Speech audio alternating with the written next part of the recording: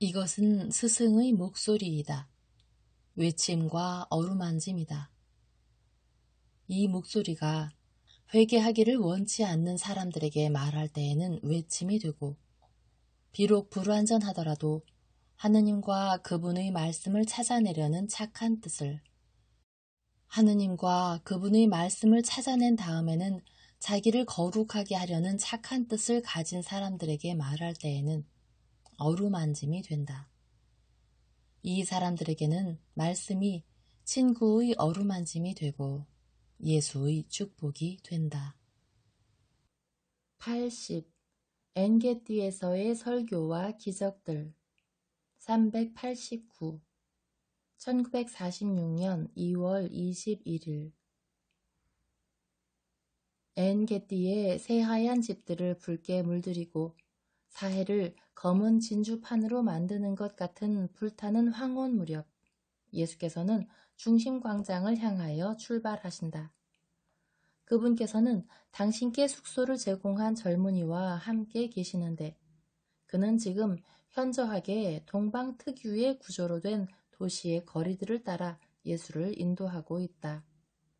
내가 이해하기로는 여름철에 뜨거운 열기를 뿜어낼 것이 분명한 광활한 사해에 그대로 노출되어 있고 해가 무자비하게 내리쬐어 땅을 뜨겁게 달구어 놓을 것이 틀림없는 메마른 사막 가운데 외따로 떨어져 있는 이곳에서는 햇볕이 매우 강할 것이기 때문에 엔게띠의 주민들은 자신들을 햇볕으로부터 보호하기 위하여 거리들을 아주 좁게 만들어 놓았는데 그 길들은 넓게 앞으로 내민 집들의 물바지 홈통들과 처마들로 인하여 훨씬 더 좁아 보인다. 그래서 눈을 들어 위를 쳐다보아도 좁은 띠 모양의 군청색 하늘밖에 보이지 않는다. 건물들은 높고 그 대부분이 2층 주택들인데 지붕 옥상들에 포도 넝쿨들이 덮여 있어 그늘과 탐스러운 포도송이들을 만들어준다. 그 포도송이들은 황금빛 태양 아래서 그리고 벽들과 옥상 바닥들에서 반사된 열기를 받아 완전히 익으면 건포도처럼 달 것이 틀림없다. 포도나무들은 사람들과 엔게띠의 둥지를 트는 참새들에서 비둘기들에 이르기까지의 많은 새들을 즐겁게 해주는 데 있어 도처에서 자라고 있는 키 큰 종려나무들과 마당들과 정원들에서 자라면서 좁은 골목길로 뻗어나온 참으로 아름다운 풍성한 유실수들과 경쟁한다. 유실수들은 밝은 태양 아래 익어가는 과일이 달려있는 가지들을 흰 벽돌 위로부터 들이우고 무수한 장식 아치창들 아래까지 이른다. 그 장식 아치 창틀들은 일부에서는 진짜로 터널들을 이루고 있는데 어떤 곳에서는 건축학적인 이유들로 인하여 군데군데 끊어져 있다. 그것들은 창공을 향하여 올라간다. 하늘빛이 어찌나 균일하고 부드러운지 만일 만질 수 있다면 터키옥보다는 어둡고 사파이어보다는 밝은 아름다운 잊을 수 없는 빛깔로 칠하거나 물들인 두꺼운 벨벳이나 매끈매끈한 가죽을 만지는 것 같은 것이다. 그리고 물은 수천 가지 식물들 사이로 집들의 마당들과 정원들에서 솟아나는 크고 작은 분천들은 얼마나 많은지. 주민들이 일하고 있거나 집에 있기 때문에 아직 인적이 없는 골목길을 건너라면 분천들에서 똑똑 떨어지고 콸콸거리고 졸졸거리는 물소리가 마치 보이지 않는 음악가가 연주하는 하프의 선율처럼 들린다. 무수한 메아리들을 통하여 물소리들을 긁어 모으고 증폭시키고 증가시키고 조화로운 아르페지오의 화음을 만들어내는 수많은 장식 아치창들과 끊임없는 길모퉁이들로 인하여 그 매력이 증가된다. 또한 끝없는 종려나무들은 작은 광장, 심지어 방 하나의 공간이라도 있는 곳에는 아주 키 크고 날씬한 줄기들이 하늘을 향하여 올라가고 그 꼭대기들에 줄기 둘레에 빛들처럼 동여매진 것 같은 살랑거리는 잎다발들은 거의 흔들리지 않으며 정오에는 그들의 그림자들이 작은 광장으로 수직으로 내려와 그것을 전부 덮어버리는데 지금은 더 높은 옥상에 환상적인 무늬들을 만들어 놓고 있다. 이 도시는 팔레스티나의 다른 도시들에 비하면 깨끗하다. 아마 집들이 밀집되어 있고 모든 집에 마당과 가꾸어진 정원이 있기 때문에 주민들이 쓰레기들을 길에 던져버리지 않고 짐승들의 오물과 함께 모아 두엄 더미를 만들어 나무와 화단에 거름으로 쓰게 된 것 같다. 어쨌든 매우 희귀한 청결의 예임에 틀림없다. 좁은 길들도 깨끗하고 햇볕에 말라 건조하고 불육회한 야채 쓰레기, 낡은 샌들, 더러운 누더기, 짐승들의 배설물, 그 밖에 예루살렘의 도심에 아주 가까운 거리에서도 볼 수 있는 불쾌한 물건들이 없다. 회색 나귀를 타고 일터에서 돌아오는 최초의 농부가 출연한다. 그는 파리들에게서 나귀를 보호하기 위하여 자기의 나귀를 자스민 가지들로 옷처럼 덮고 있다. 나귀는 지금 물결치는 향긋한 풀이불 아래에서 두 귀를 쫑긋거리고 방울들을 흔들며 종종 걸음을 치고 있다. 그가 돌아보며 소년에게 인사하자 그 소년은 그에게 말한다. 중앙광장으로 오세요. 그러면 여러분은 저희 집에 머무시는 라삐님의 말씀을 들으실 수 있어요. 지금은 작은 광장에서 거리로 쏟아져 들어오는 양떼가 있고 그 뒤쪽으로 들이 보인다.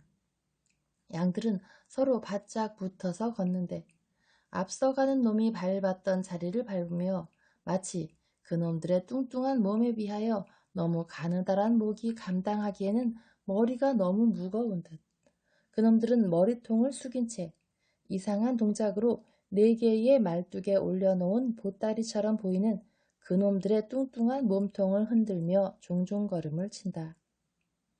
예수와 요한, 베드로는 동행한 젊은이를 흉내내어 어떤 집의 뜨뜻한 벽에 기대어 서서 양들을 지나가게 한다.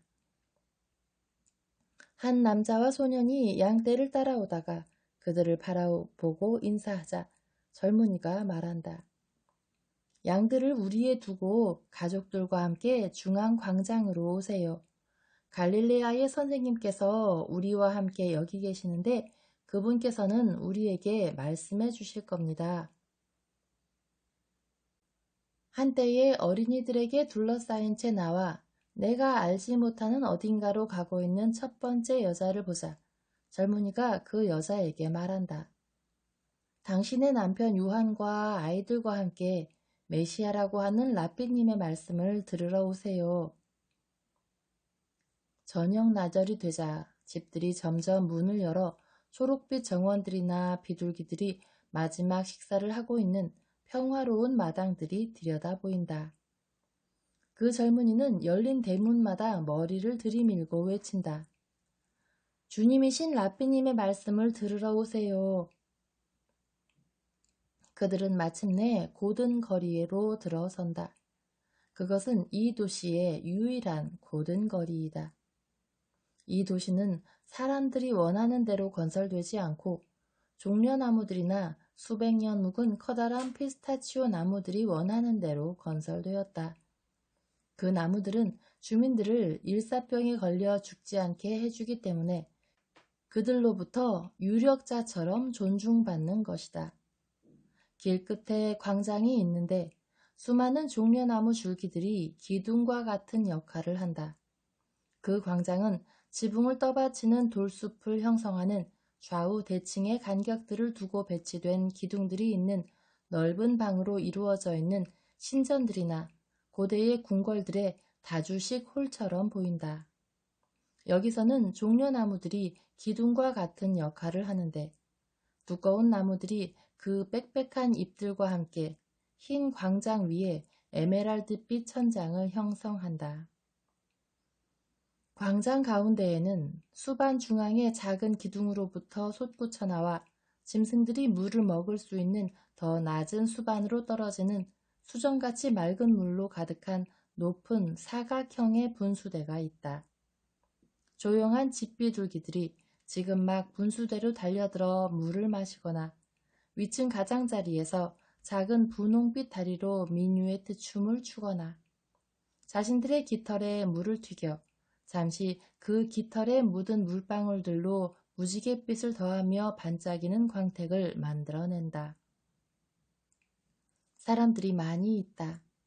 그리고 숙소를 찾아 이리저리로 흩어졌던 8사도들도 있는데 그들 각자는 사도가 약속된 메시아라고 지목한 분의 말을 듣고 싶어하는 몇몇 추종자들을 모아왔다. 사도들은 사방에서 마치 혜성처럼 자신들이 믿게 한 소그룹의 사람들을 이끌고 서둘러 선생님께로 달려온다. 예수께서는 손을 들어 그분의 사도들과 엔게띠 사람들에게 강복하신다. 알페오의 유다가 모든 사람을 대표하여 말한다. 여기 왔습니다. 주님이신 선생님. 저희는 선생님께서 말씀하신 대로 했습니다. 그래서 이 사람들은 오늘 하느님의 은총이 자신들 가운데 와 있다는 것을 알고 있습니다. 그들은 말씀도 듣기를 원합니다.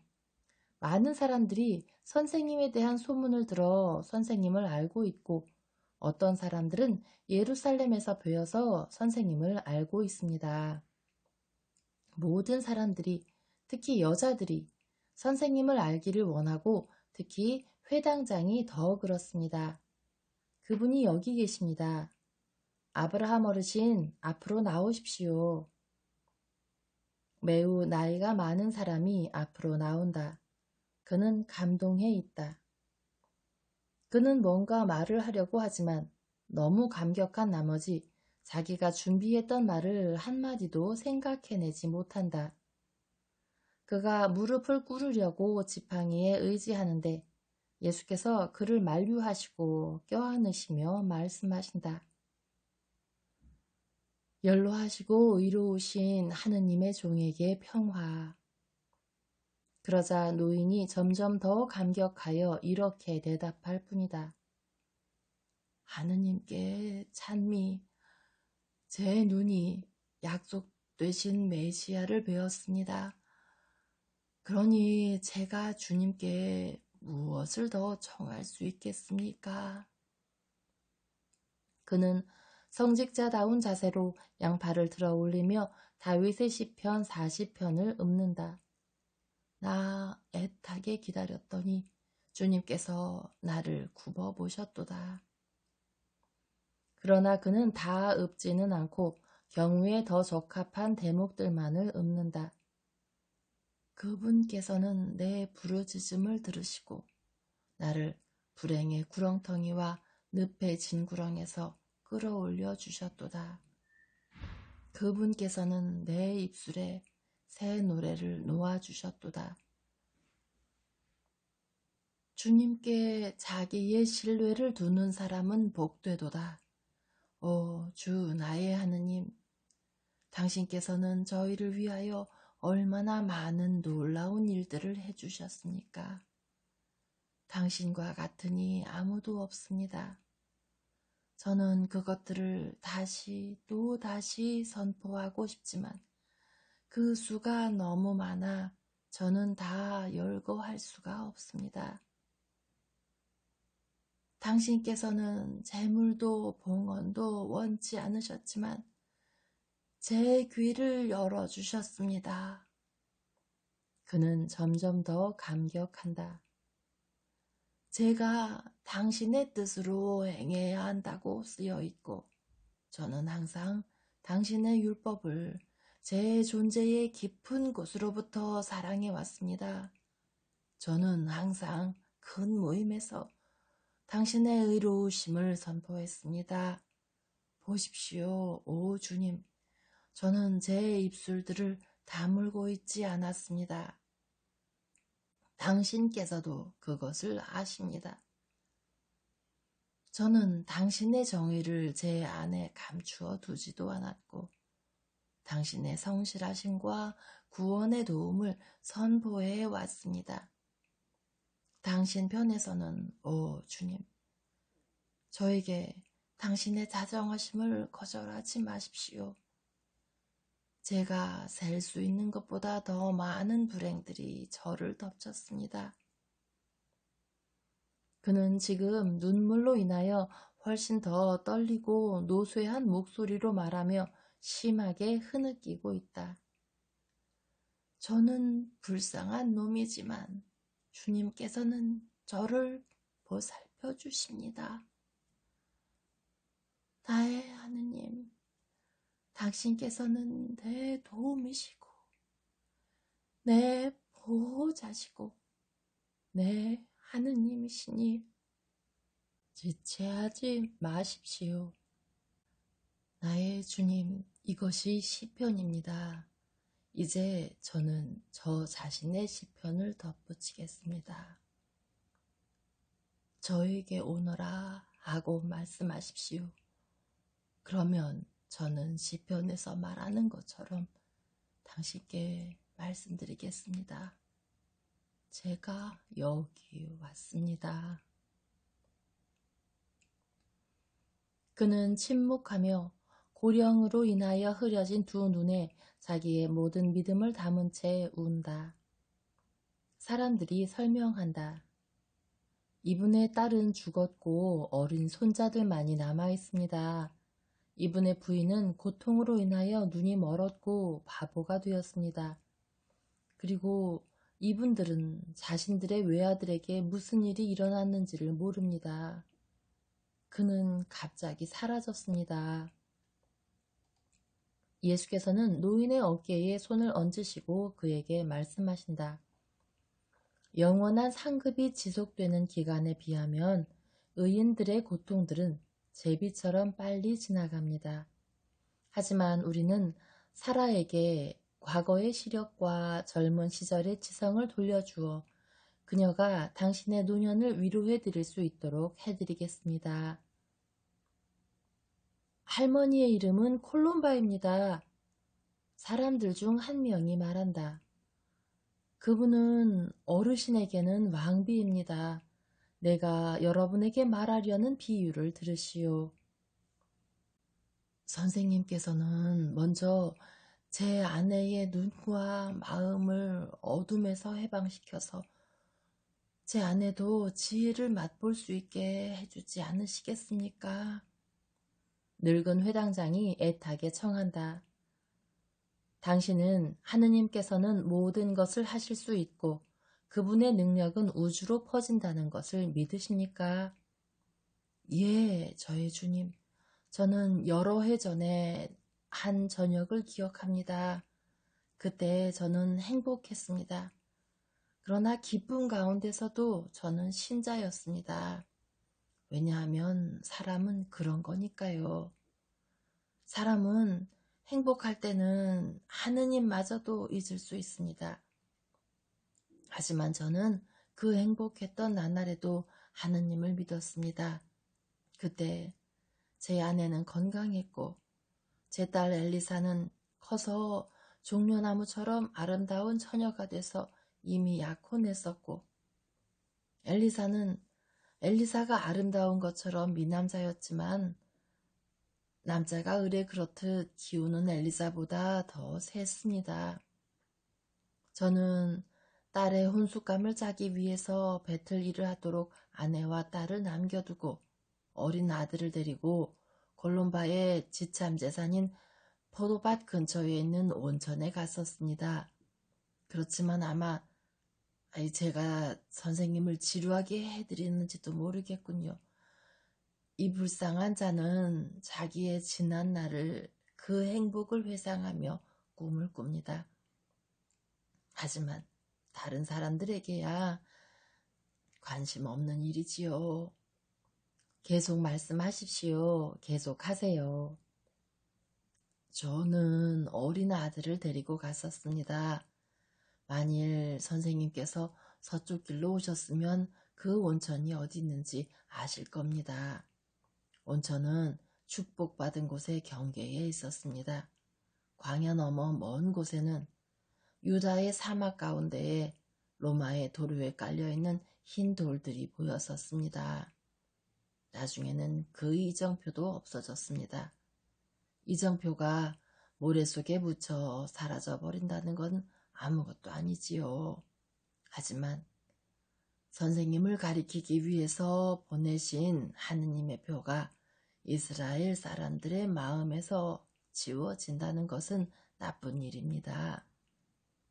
너무나 많은 사람들의 마음에서 말입니다. 제 아들이 말했습니다. 아버지, 저기를 보세요. 큰 대상이 말들과 낙타들과 하인들, 양반들과 함께 엔게디 쪽으로 가고 있어요. 아마 저 사람들은 어두워지기 전에 온천으로 오는 모양이에요. 저는 포도를 수확하다가 풍성한 수확을 한 다음 몹시 피곤해서 눈을 들어 보았습니다. 사람들이 분명히 온천으로 오고 있었습니다. 그들이 짐승들에서 내려서는 저를 보고 거기서 하룻밤 야영할 수 있겠냐고 물었습니다. 엔게띠에는 숙식을 제공하는 집들이 있는데 여기서 멀지가 않습니다. 하고 제가 대답을 했어요. 아닙니다. 우리는 도망칠 준비태세를 갖추기 위해서 불침번을 세울 겁니다. 왜냐하면 헤로데가 우리를 추적을 하고 있으니까요. 여기서는 우리의 불침번들이 도로들을 다 통제를 할 수가 있고 따라서 우리를 찾고 있는 사람들을 피하기가 쉬울 겁니다. 저는 당신들은 무슨 죄를 지었습니까? 하고 물었습니다. 왜냐하면 제가 놀랐고 박해받는 사람들을 돕는 게 저희의 신성한 의무이기에 그들에게 우리 산의 동굴들을 기꺼이 알려주고 싶었기 때문입니다. 그리고 거기 덧붙여서 당신들은 외국인들이고 서로 다른 곳에서 오신 분들입니다. 저는 당신들이 어떻게 헤로데에게 죄를 지었는지 모르겠군요. 하고 물어봤지요. 그랬더니 우리는 유다의 베들레헴에서 태어나신 메시아께 경배를 했습니다. 우리는 주님의 별에 의해서 그리로 인도를 받았습니다. 헤로데는 그분을 찾고 있고 그래서 그 사람은 우리를 찾고 있는데 우리에게서 그 아기가 어디 계시는지 들으려는 것입니다. 그러나 그 사람은 그분을 죽이려고 찾고 있는 거예요. 아마도 우리는 이 먼 미지의 광야에서 죽을 것입니다만 하늘에서 내려오신 거룩하신 아기가 어디 계시는지를 알려주지는 않겠습니다. 메시아, 모든 참다운 이스라엘 사람의 꿈, 또 나의 꿈, 그분께서 세상에 계신다. 예언된 대로 우리의 유다의 베들레헴에요. 저는 제 아들을 부둥켜 안고 더 자세하게 묻고 또 물으면서 말했습니다. 들어라, 엘리사야, 기억해. 너는 틀림없이 그분을 뵙게 될 것이다. 그때 제가 이미 50살이었습니다. 그래서 저는 그분을 뵙기를 더 이상 바라지는 못했고 그분께서 어른이 되신 것을 뵐 정도로 오래 살기를 바라지 못했습니다. 엘리사는 더 이상 그분께 경배를 하지 못하게 되었습니다. 노인은 다시 울고 있다. 그러다가 침착성을 되찾고 말한다. 새 현자는 자물성 있고 친절하게 말을 했습니다. 그분들은 당신의 거룩한 어린 시절과 어머니와 아버지를 묘사해 주었습니다.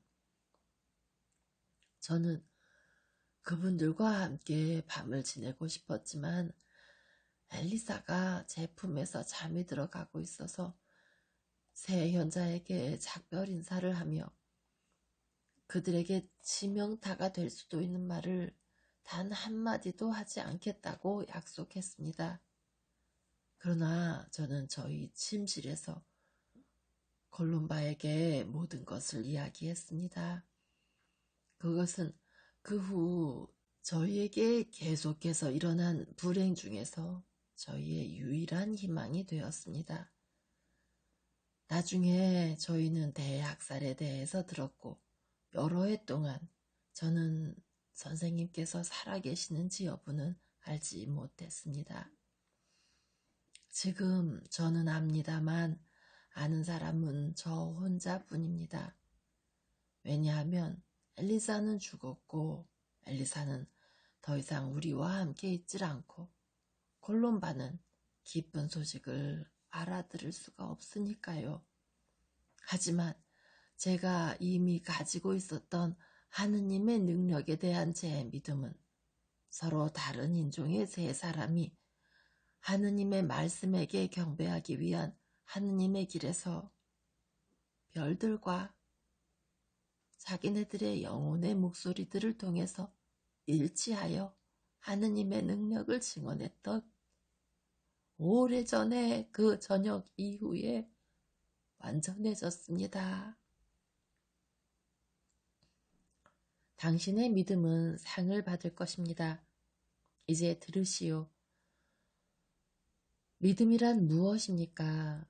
종려나무의 단단한 씨처럼 그것은 때로는 하느님께서는 존재하신다라는 짧은 말로 이루어지고 나는 그분을 배웠다라는 단 한 문장으로 지지됩니다. 동방에서 온 세 현자의 말을 통하여 아브라함 어리신이 나에게 가져온 믿음이 그러했습니다.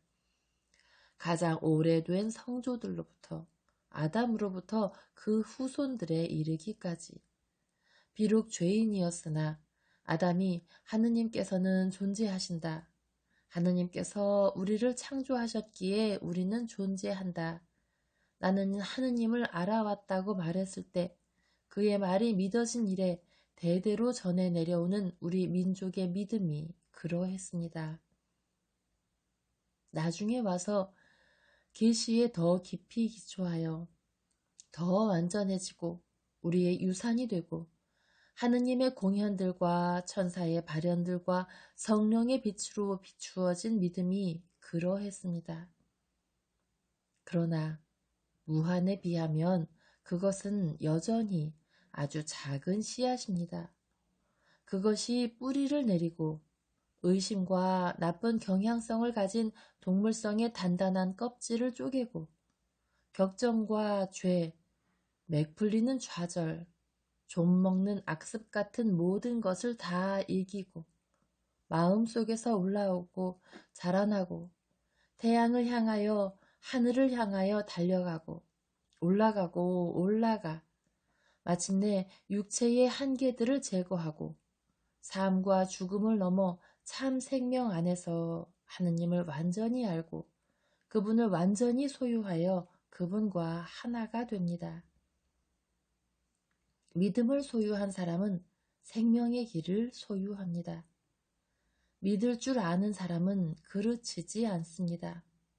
믿는 사람은 보고 알고 주님을 섬기고 영원한 구원을 소유합니다. 십계명이 그에게는 극히 중요하고 각 계명은 그의 미래의 관을 장식할 보석입니다. 구세주의 약속은 그의 구원입니다. 내가 땅에 오기 전에 믿는 사람이 죽었다 해도 그것은 문제가 되지 않습니다. 그의 믿음은 그를 믿음과 사랑을 가지고 나에게 지금 다가오는 사람들과 동등하게 만듭니다. 세상을 떠난 의인들은 그들의 믿음이 곧 상을 받을 것이므로 머지않아 환호하게 될 것입니다. 나는 내 아버지의 뜻을 행한 후에 그들에게 가서 말할 것입니다. 오시오. 그러면 믿음 안에서 죽은 모든 사람들은 나와 함께 주님의 나라로 올라갈 것입니다. 여러분의 믿음이 여러분의 고장의 종려나무들처럼 되게 하시오. 그것들은 작은 씨에서 나왔지만 곧게 자라겠다는 결연한 의지로 땅을 잊어버리고 해와 별들과 하늘을 사랑합니다. 나에 대한 믿음을 가지시오. 극소수의 이스라엘 사람들이 믿는 것을 믿으시오. 그러면 나는 여러분이 원죄의 용서와 하느님의 완전한 십계명의 가장 쉬운 완성인 내 가르침을 실천하는 모든 사람들에 대한 의로운 상급을 통하여 하늘나라를 소유하게 될 것이라고 약속합니다. 나는 오늘과 거룩한 안식일인 내일을 여러분과 함께 지내고 안식일 다음 날 새벽에 떠나겠습니다. 고통당하는 사람은 나에게로 오시오. 의심하는 사람은 나에게로 오시오. 생명을 원하는 사람은 나에게로 오시오. 두려워하지 말고 오시오. 나는 자비이고 사랑이기 때문입니다. 예수께서는 청중이 저녁 식사와 휴식을 취하러 갈 수 있도록 해산시키기 위하여 커다란 강복의 손짓을 하신다. 그분이 막 떠나시려는데 그때까지 골목길 모퉁이에 숨어있던 작은 노파가 그분의 주위에서 소리를 지르는 군중을 해치고 예수의 발 앞에 와서 무릎을 꿇으며 외친다. 당신과 당신을 보내신 지극히 높으신 분께서는 찬미를 받으십시오. 당신을 낳으신 태는 복되십니다. 그분께서는 당신을 잉태하셨으니 그 태는 보통 여자들의 태보다 위대하십니다. 한 남자의 외침이 그 여자의 외침과 섞인다. 골롬바, 당신 앞이 보이는구려. 당신 말을 알아듣는구려. 당신은 주님을 알아뵙고 지혜롭게 말하고 있소. 하느님, 우리 조상들의 하느님, 아브라함과 이삭과 야곱의 하느님, 예언자들의 하느님, 예언자 요한의 하느님, 나의 하느님, 아버지의 하느님, 아버지와 같으신 하느님, 아버지께 순종하시는 구세주, 아버지와 같으신 하느님, 나의 하느님, 당신 종의 하느님, 찬미 받으시고 사랑받으시고 추종받으시고 영원히 흠숭 받으십시오. 늙은 회당장은 자기의 아내 곁에서 무릎을 꿇고 왼팔로 그녀를 안아 자기의 가슴에 꼭 껴안으며 몸을 숙이고 그녀의 몸도 숙이게 하여 구세주의 발에 입을 맞춘다. 군중의 기쁨의 환성이 얼마나 큰지 종려나무 줄기를 떨게 하고 이미 둥지에 들어가 쉬고 있던 비둘기들이 놀라 날아오르게 한다. 비둘기들은 마치 구세주께서 엔게디 성 안에 와 계시다는 소식을 온 시내에 퍼뜨리려는 것처럼 엔게디 상공을 빙빙 돈다.